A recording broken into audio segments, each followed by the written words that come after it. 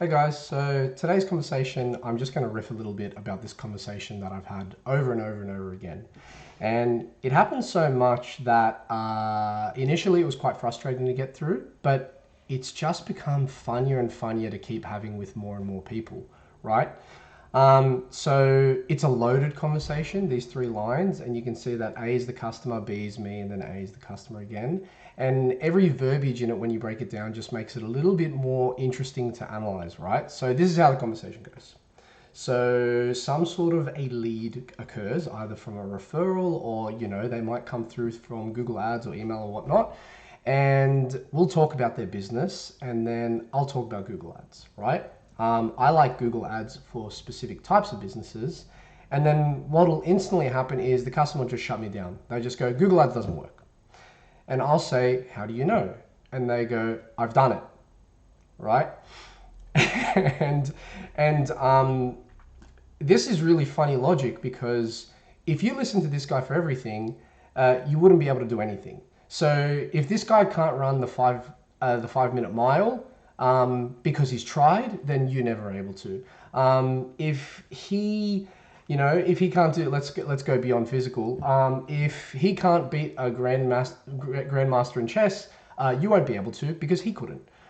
So what's really funny about this conversation in general is that I'm a marketer. I've been running Google Ads for different customers, sometimes in the same vertical and profitably, and then this guy will tell me that it doesn't work. So what I really want to do is I want to talk about what exactly doing Google Ads is, and then explaining why it may not have worked for this guy in particular, and then going through a little bit of like why I find this to be so funny, right? Because Google Ads is so complex that it can be done in a series of different ways.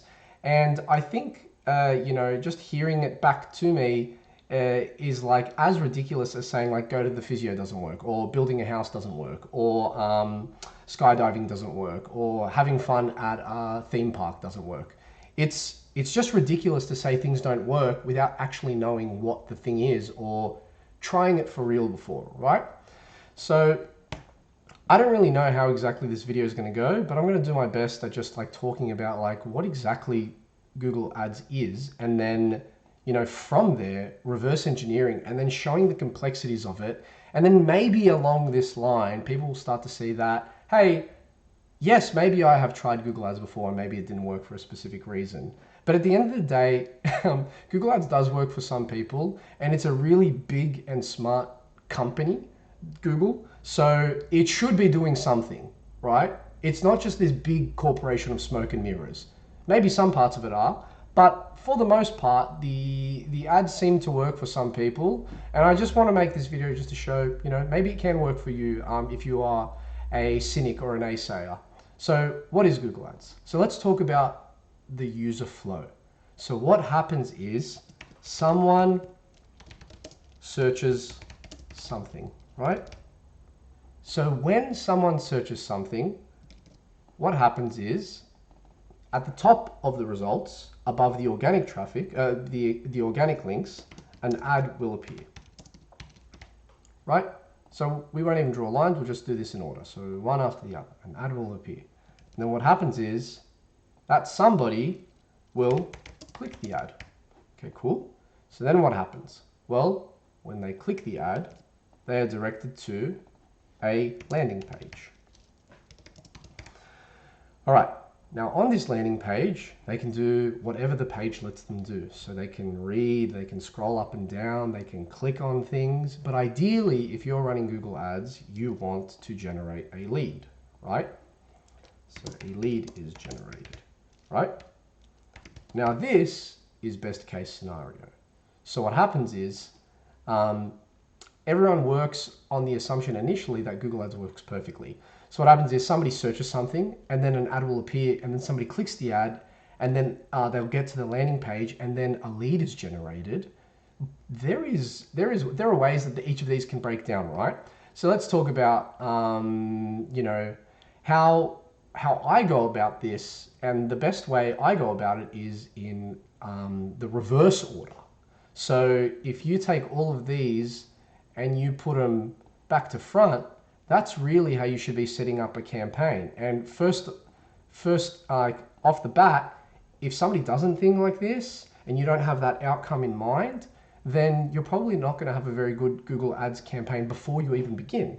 So let's talk about what I mean by this. So a lead is generated. So it just kind of like most times I ask my customers, or every time I just go like, what do you want? Do you want more phone calls? Do you want more leads? Do you want more emails? And sometimes people will say things like, I want calls and I want leads via a form submission, right? And a form submission could go to your email. Now these are really easy to do. So the way that you track calls, the best way to do it is via a third-party tracking software. So what happens is you can get a forwarding number. So in Australia we have 04 numbers, but if you have a whatever style of number, what it does is it'll change that 04 number into an 029,000 number in Australia.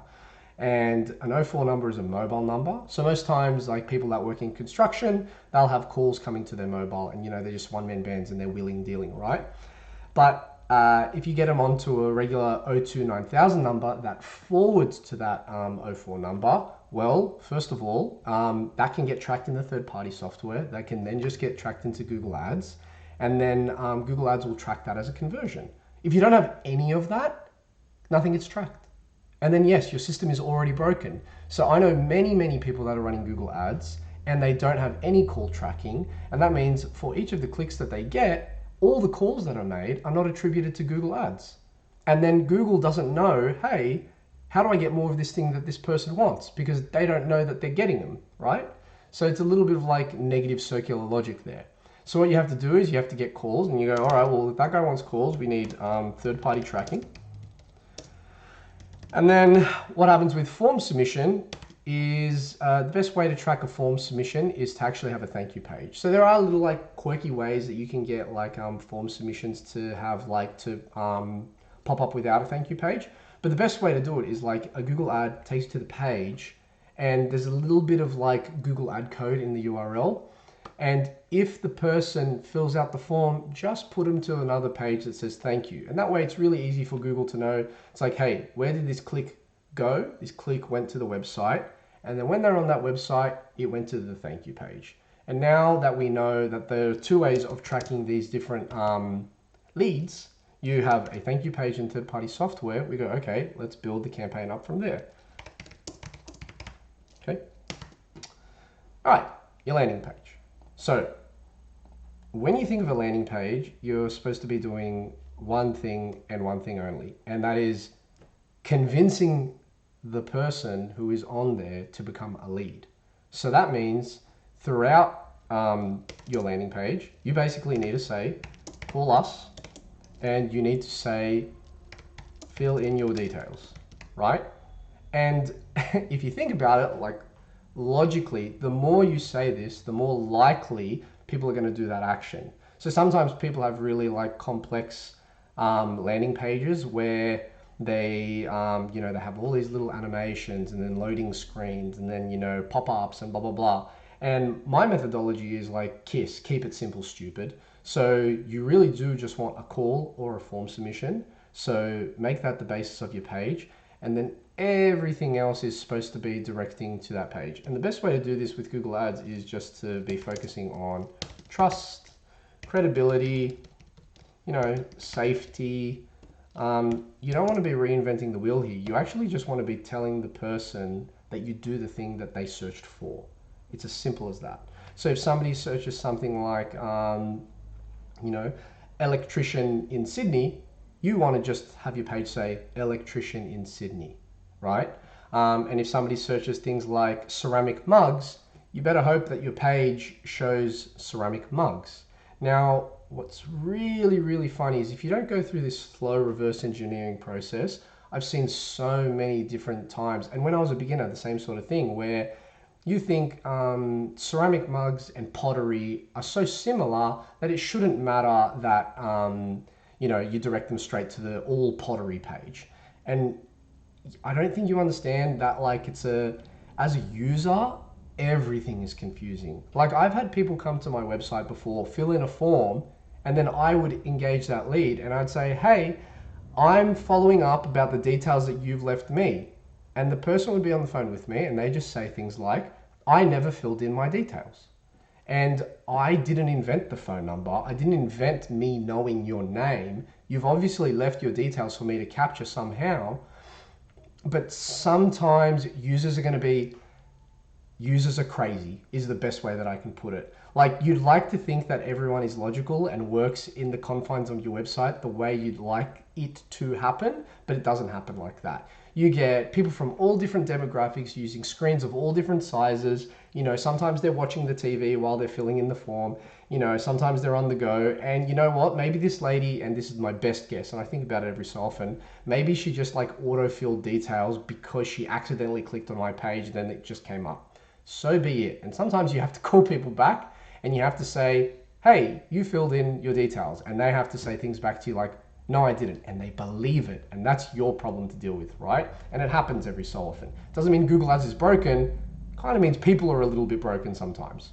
So the best thing you can do is just build trust. And that's things like show certification, show reviews, repeat back to the customer what they want to see. So some cool tricks that plumbing sites have is some plumbers can operate across all of a country, but when they search from certain cities, you know, the city could populate that main header.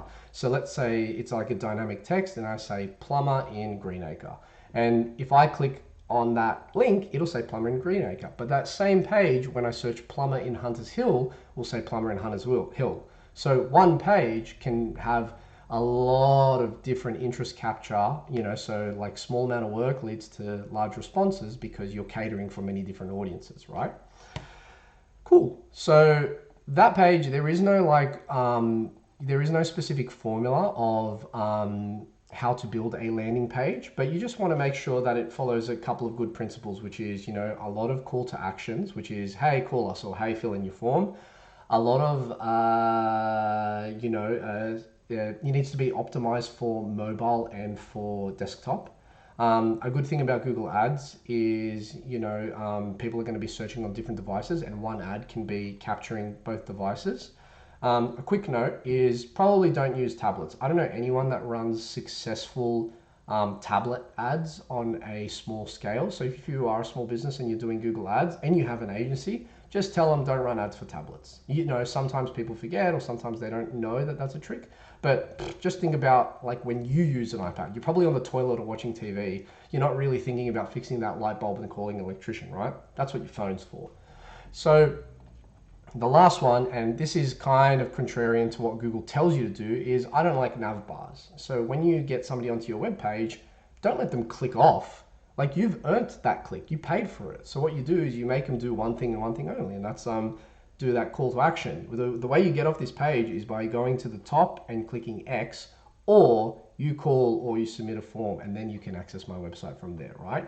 It might reduce your quality score a little bit, but it'll increase your conversion rate. And for a landing page, your goal for a conversion rate, if you have these two things, is 10%, right? That's a good conversion rate to be aiming for. If you've got much less than that, you know, your page is probably not that optimized when you're in the maximize conversions phase. If you have a lot more than that, and that is actually a funny scenario, your data may be too good, which means something's up, right? So when I started Google Ads and I didn't know too much about everything and I got my first customer, I had conversion rates of like 87%. And I thought I was killing it. I thought my customer was getting phone calls all the time. And then I called him and I was like, hey, how's the campaign going? He goes, I haven't received nothing. And I was like, oh crap, there's a data problem. So be careful if things are too good with everything. If it's too good to be true, it normally is. All right, cool. So now you build a page and you have a way of converting interest into, you know, conversion. So now you have your ad. And this is kind of the same thing with the page.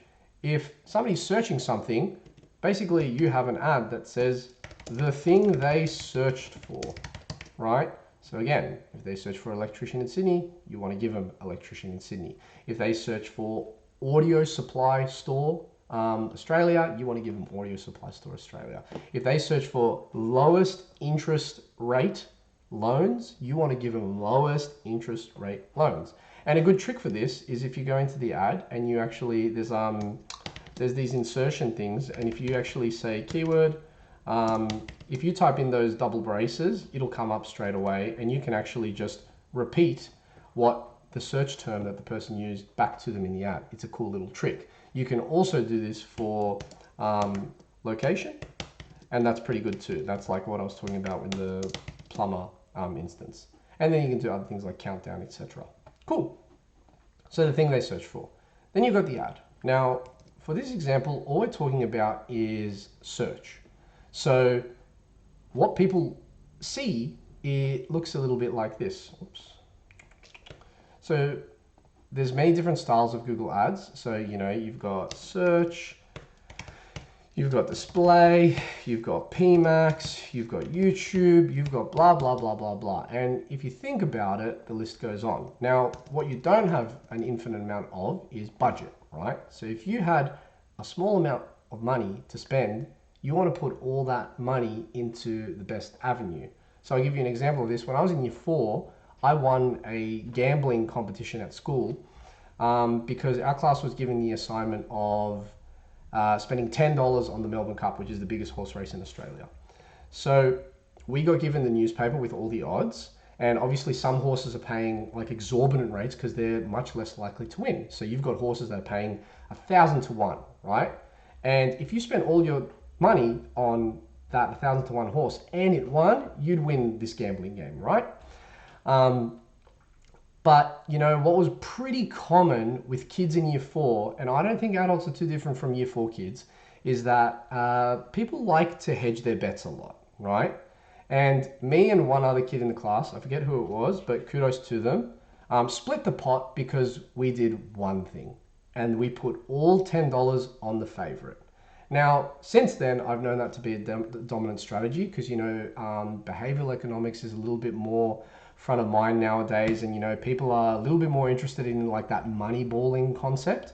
But you know, when I'm in year 4 and I saw that Maccabi Diva had won however many years in a row, that was the racehorse that was like the favorite with previous experience winning, I was like, well, $10 goes straight to Maccabi Diva, and lo and behold, Maccabi Diva won. So what happens is you really have to know that it's good investment strategy not to put all your eggs in one basket. But if you really want to win, you should put all your eggs in the best basket, right? So if there's one channel which Google dominates in, it's search. And yes, you know, ChatGPT is on its tail with, you know, this new way of interacting with the internet via LLMs. But if you see what Google's doing and they're turning AI summaries into conversations, I have no fear that Google is going anywhere. So as a Google search marketer, initially you're like, hey, maybe ChatGPT ads are going to come in and maybe Google's going to go out the door. And then you see what Google does, and then you remember that it's a multi-billion-dollar company, trillion-dollar company, I don't know. And then you start going, how are they ever going to fade into non-existence? You know, it's very different. When you're a company that delivers like such good value to businesses, you're going to keep doing that as the times change as well. So that's another thing. Google Ads doesn't work and everyone's using ChatGPT. Those are two conversations that I have all the time. And, you know, I side with Google. Google's very smart. So you're going to go search. All your money is going to go into search. All $10, all $100, all $1 million. I don't care. Because, and this is why, what happens is a search ad appears like this. You have a headline, which I believe is 30 characters, and then you have a description, which I believe is 90 characters. And for the, so to go like that, and the ad will appear, and it's basically this, right? So you take this here, and you put into there, and the headline is the thing they searched for, and then a description about the thing they search for. And it's as simple as that. That's all ads is, right? Logically. Okay, now here is the tricky bit.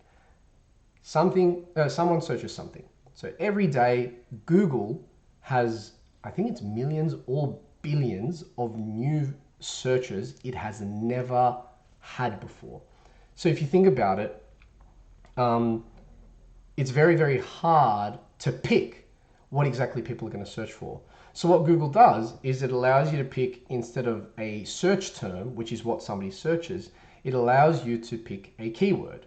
So if I'm selling digital marketing services to dentists, I would go, my keyword is digital marketing agency for dentists, right? Now Google gives you options.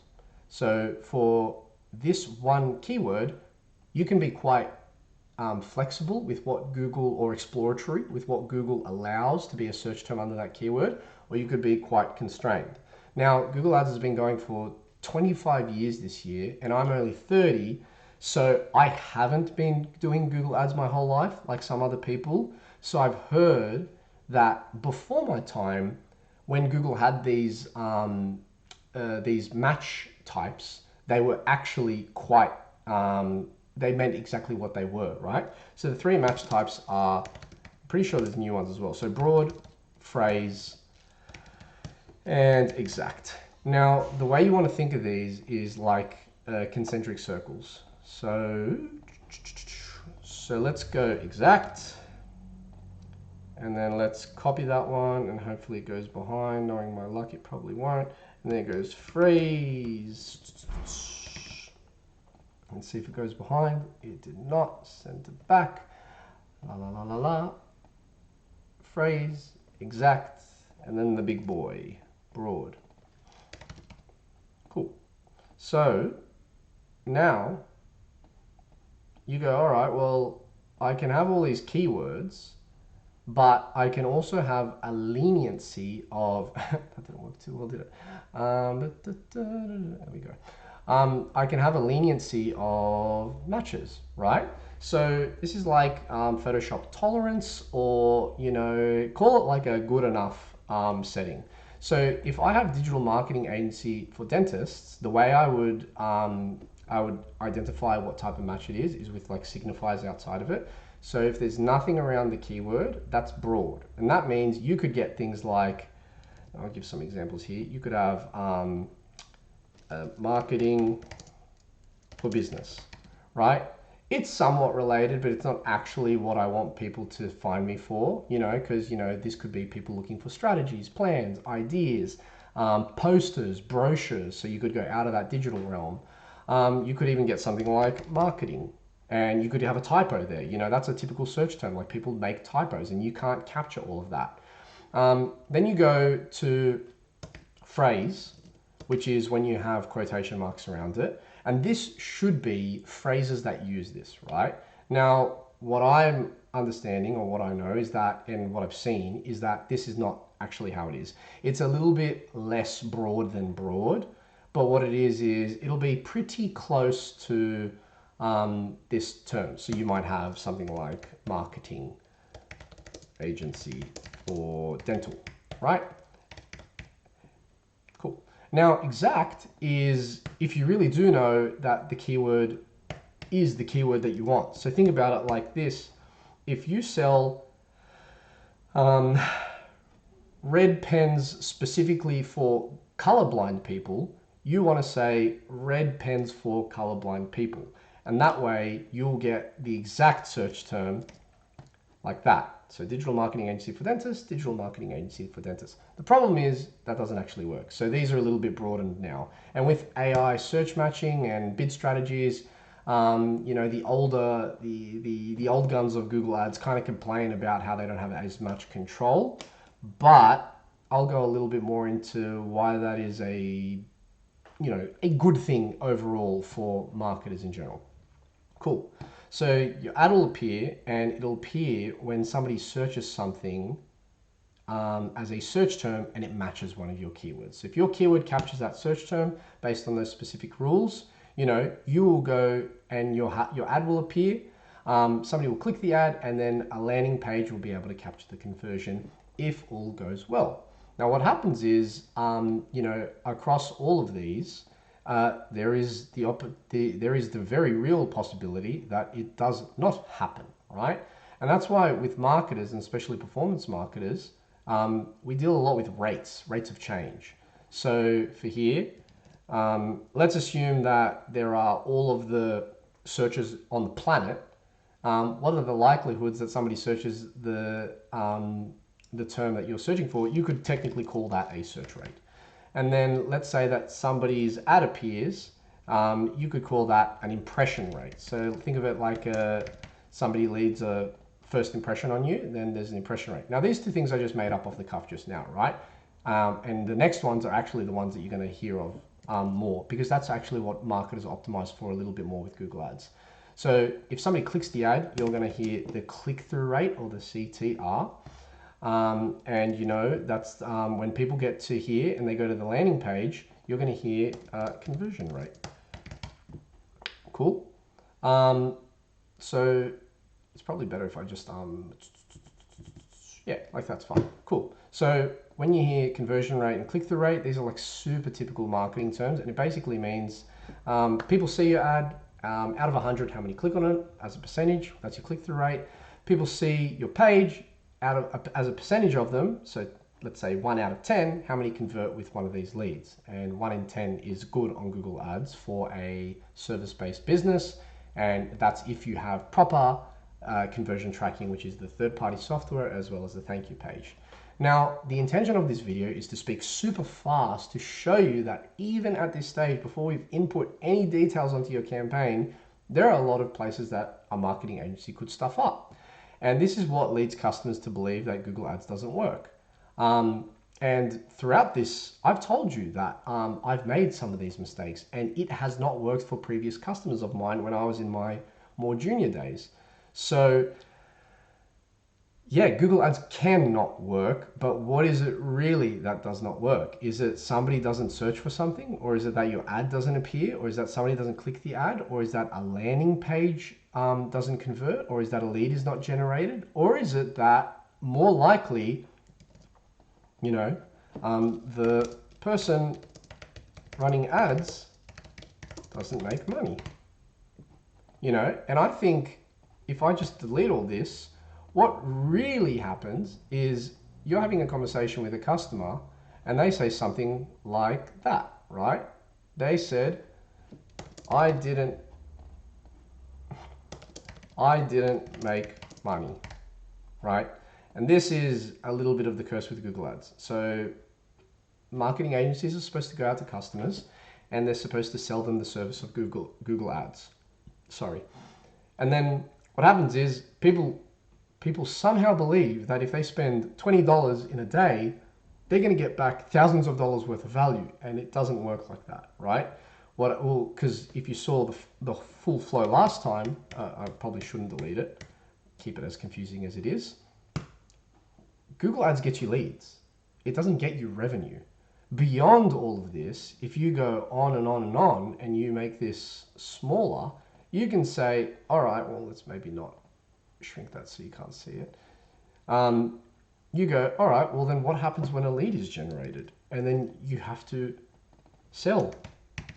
Like, it's every business owner's onus to sell after the lead is generated. So I have some customers that I generate a lot of leads for, and they don't even contact all of them, and they sell enough to make profit.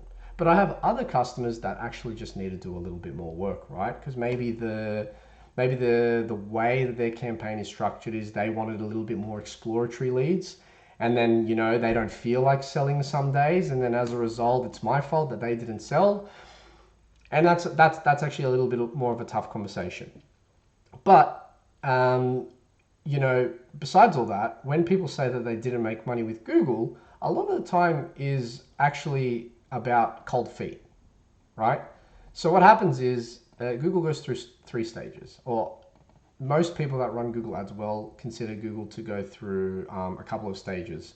And phase 1 is all about clicks, right?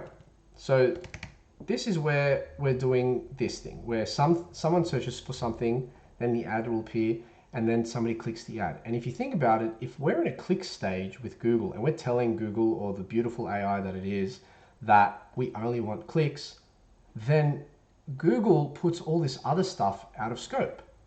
And it says, all right, well, you've asked for clicks. If I get you clicks like you've asked for, you should be happy.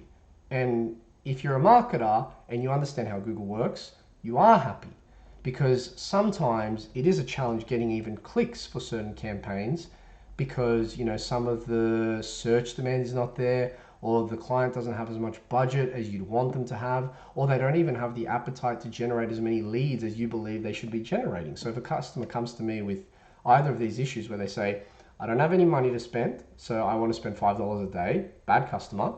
I don't want many leads, I only want one lead a week or one lead a month kind of thing, bad customer. Or if they say something like, hey, I want to capture a demand for a new product that I've invented in my head that no one's ever searched for, well, there's no search demand for the product or the service they're offering, bad customer. That's a very quick way to analyze yourself, whether you're a bad customer, or as an agency, whether you should be working with somebody at all in general. Does not mean you cannot do marketing for those people. It means Google Ads is not the best avenue. So what happens is, in this first phase, you want clicks, and you want 10 clicks a day for 30 days, which is about 300 clicks, right?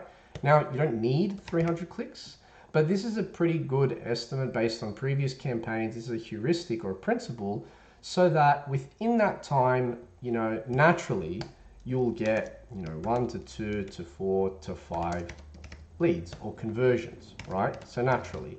So it's not like Google doesn't give you leads when you ask for clicks, because it's still sending people to your page, and your page naturally does a good job of converting people.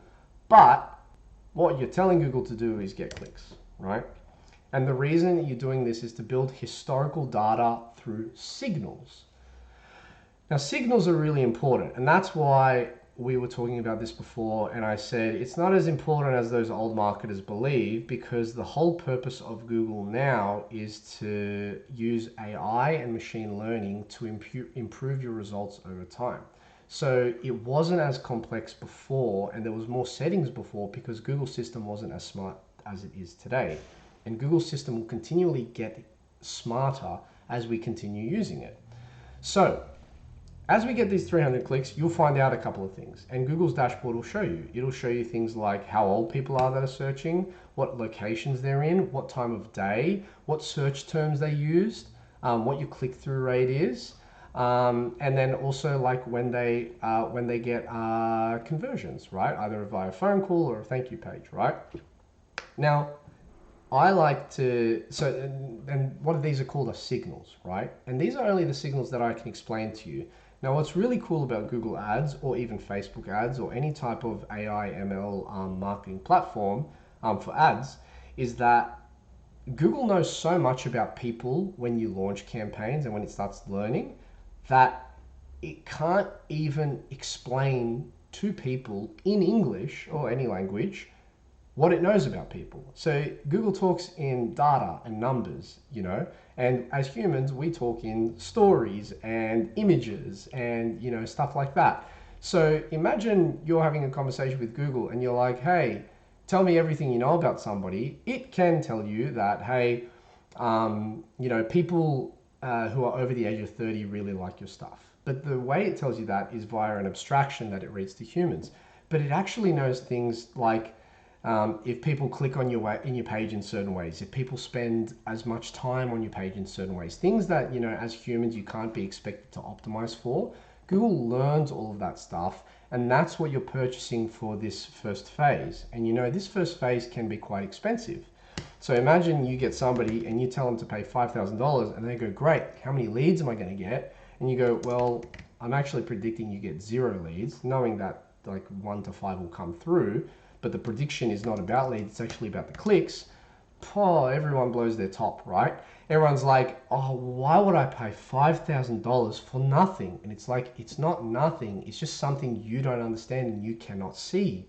But don't worry, no marketer can either. Like, I'm not here telling you that I know exactly what Google's doing on the back end, because I'm not an engineer at Google, but I've seen it before. And I know the importance of doing this clicks phase is, all right, maybe we're a little bit inefficient. Maybe instead of 300 clicks, you need 200 clicks. Or maybe you only needed 100 clicks. But if you just get through this, everything starts to make a lot more sense. Because from this stage, you then go into phase 2, which is really the only other stage I believe is important, which is conversions, right? So you want to tell Google, you want to say, hey, For the first month, we had 300 clicks, but we also had 1, 2, 4, 5 conversions, and we've tracked them very well because we've built this whole system over here. For the next $5,000 I spend, I want you to try to get as many conversions as possible. And you know what Google does? Google says, you know what? Great. It starts working towards this 10% conversion rate, and this is my conversion rate that I get on my custom pages. So if you'd like me to run Google Ads for you and you want a 10% conversion rate over the long term, then hit me up, george@flashmark.com.au. But the goal really is 25 to 30 leads per month, and that can happen in 2 months, right? But it costs $10,000. It costs different for different things. It can cost $2,000, it can cost $10,000, it can cost $40,000 for the right industry. Digital marketing is actually pretty expensive. So what happens is you incur this cost, and in the first month you get nothing, but in the second month you get that, and then this phase 2 actually repeats itself again and again. So instead of, you go from 300 clicks, you go to this, and that's the system that you're actually paying for in Google. It's this for eternity. So if you can wear this first month, which I agree is very painful, and I've sat through it with different campaigns, and when I have customers that sit through it, it's really painful because I get calls every day asking when the leads are going to come through.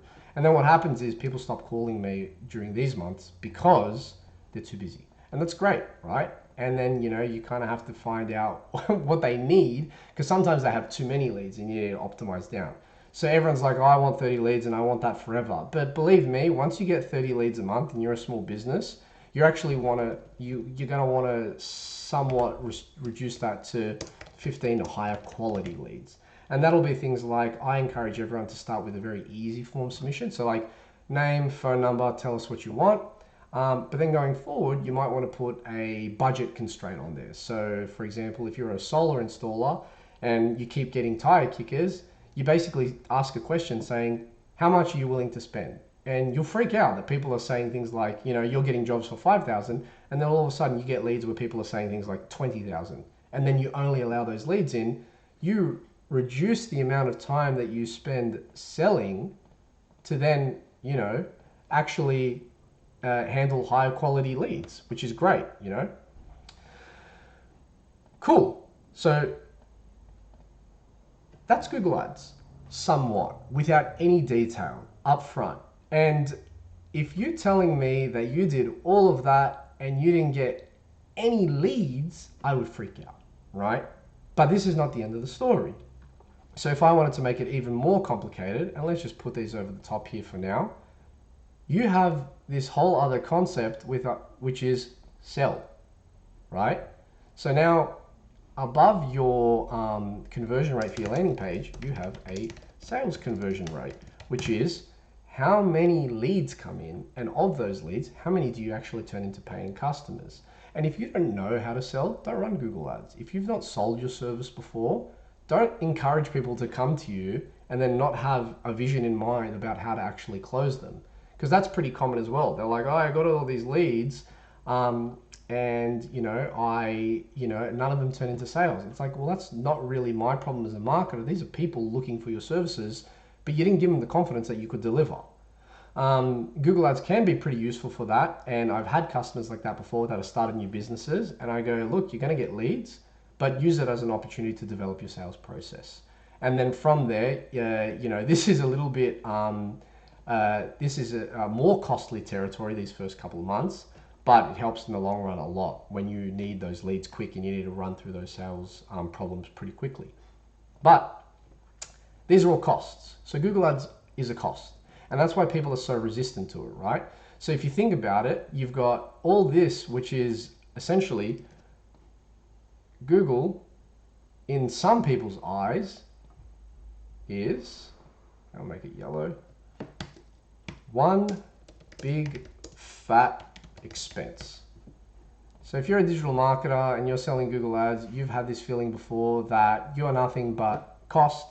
But over time, as people wear those costs and they get the return out of it, the relationship develops a little bit better and people start liking you, because from cost comes sales. And that's a really important thing to note. So when you talk about sales, what it really is revenue. Now, this is hard because now what we're talking about here is cost versus revenue, and revenue minus cost equals profit, right? And at the end of the day, when you talk to any customers, you're talking about profit with them. And it's important to know that, because when people start talking about cost, it's important to shift to the expected revenue that they're going to get.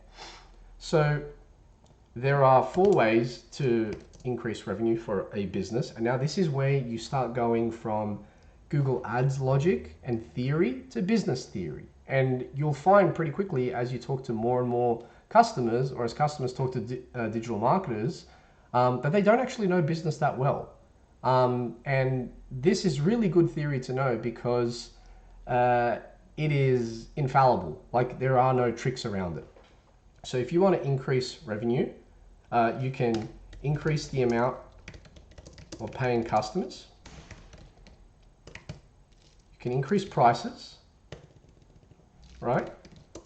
So examples of that are, let's say I have 1 customer paying $1,000 a month. If I get 2 customers paying $1,000 a month, that's $2,000 a month, right? Versus $1,000 a month. I can increase prices. So if I have 1 customer paying $1,000 a month, I can double the amount they pay and force them to pay more. And I say, hey, your monthly fee is now $2,000. With 1 customer, I can have double the amount of revenue. You can increase the transaction, amount. So for instance, and a good example is e-commerce. So let's say cart size, right? So people come in and they purchase something for $10.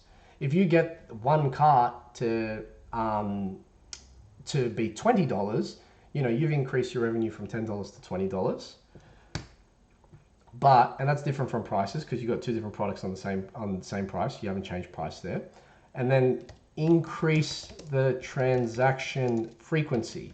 So now, let's say you sold that cart to somebody once a year. What if you sold it to them twice a year? What if you sold it to them 3 times a year? And you can see that each of these would have their own strategy, right? So pricing is a strategy that is not affected by Google Ads. Increase the transaction amount, that has nothing to do with Google Ads. Increase the transaction frequency, that has nothing to do with Google Ads. Increase the amount of paying customers has something to do with Google Ads, but Google Ads only helps with leads. So that is leads plus sales to increase customers, right? So now we've gone and we've explained Google Ads from the bottom up without any details still. Like, I even haven't gone through the Google Ads settings, or how to do conversion tracking, or how to build a landing page, or what to do when a page breaks, or what to do when Google, denies some of your ad content for no reason. So Google just auto blocks. So you've got this big cost section that we've abstracted here. And then you go to revenue and you go, well, okay, I've incurred this big cost and I've worn it for a couple of months, but I still don't know how to increase my revenue. That's on you, buddy. That's business. Like, that's not the problem of Google Ads. That's not Google Ads not working. That's not you working on your business. And that is a very, very big difference. Now, this video is not meant to cast shame at anyone, but it's kind of pointing out the insane behavior or the blaming attitude of customers to marketers. And it's not to say that there aren't some dishonest marketers out there, right? Like, I hear some quotes, and I, as a marketer, have tested out and gotten a bunch of other quotes, and they're insane. Like, how people are like, hey, if you spend $5,000 a month, I'll give you this. And I go, that is nothing for $5,000 a month.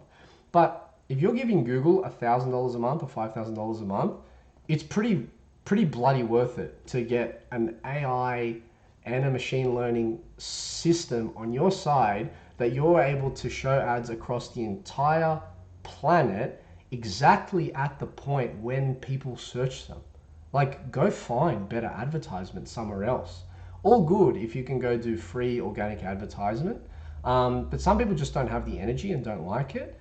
But Google Ads is really good at what it does, and it will still be really good at what it does forever and ever and ever, I believe. As long as people search for things and search for the things they want, and Google is there, keep using it. I believe there is a way to make money. But maybe you just have a mismatch in an agency, or your business logic, or maybe your service is just not suitable for Google Ads, or maybe you don't know how to do business, right? Hope that I hope that was entertaining more so than informative. It was supposed to be a little bit of an overwhelming video, but if you'd like me to, simplify your marketing for you, I won't talk like this if I do it. Feel free to reach out.